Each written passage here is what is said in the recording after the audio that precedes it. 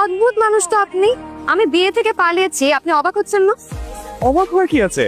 আপনার বিয়েতে মত নিয়ে আপনি পালাবেন, এটাই তো স্বাভাবিক, তাই না? আমি বিয়ে থেকে 3বার পালিয়েছি। একবার তো আমার বিয়ে হয়েই যাচ্ছিল, কাজী সাহেব বললেন বাবা বলো কবুল।